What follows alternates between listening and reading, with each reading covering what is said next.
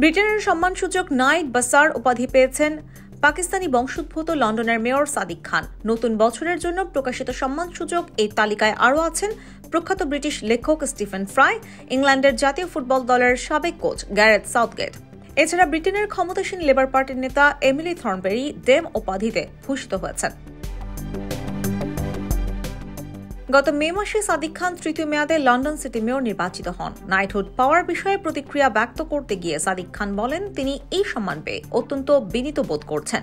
৬৭ বছর বয়সী Stephen fry স্বনামধন্য লেখক ও অভিনেতা। তিনি মানসিক স্বাস্থ্য সচেতনতায় অবদানের স্বীকৃতিস্বরূপ সম্মান পেয়েছেন। ফ্রাই বলছেন, তিনি এই খবর পেয়ে চমকিত ও মুগ্ধ। নাইটহুড পাওয়া আরেকজন ৫৪ বছর বয়সী সাউথগেট ইংল্যান্ডের পুরুষ ফুটবল দলের কোচ হিসেবে দায়িত্ব পালন করছেন। তার নেতৃত্বে ইংল্যান্ড দল ২০২০ এবং ২০২৪ সালে ইউরো ফাইনাল এবং ২০১৮ সালের বিশ্বকাপে সেমিফাইনালে ওঠে। ফুটবলে তার অবদানের জন্য তাকে সম্মানিত করা হয়েছে।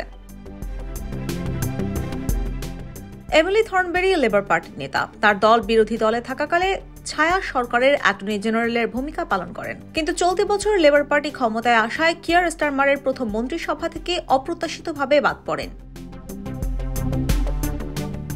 Emily Thornberry Dame Commander of the Order of the British Empire পদবি পেয়ে নিজেকে সম্মানিত ও বিস্মিত বলে আখ্যা করেছেন।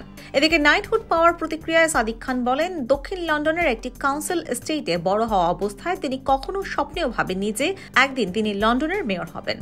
এই শহরের সেবা করা তার জীবনের সবচেয়ে বড় সম্মান। তিনি লন্ডনের সব সম্প্রদায়ের জন্য ন্যায্য, নিরাপদ, পরিবেশ বান্ধব এবং আরও সমৃদ্ধ একটি শহর গড়ে তোলার কাজ চালিয়ে যাবেন।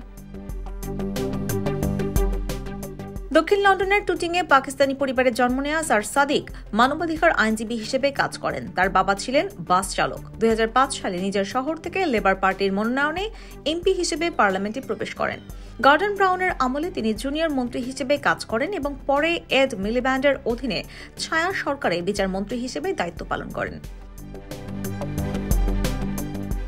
সাদিক খান ২০১৬ সালে কনজারভেটিভ পার্টির প্রার্থী জ্যাক গোল্ডস্মিথকে পরাজিত করে বরিস জনসনের উত্তরসূরি হিসেবে লন্ডনের মেয়র নির্বাচিত হন।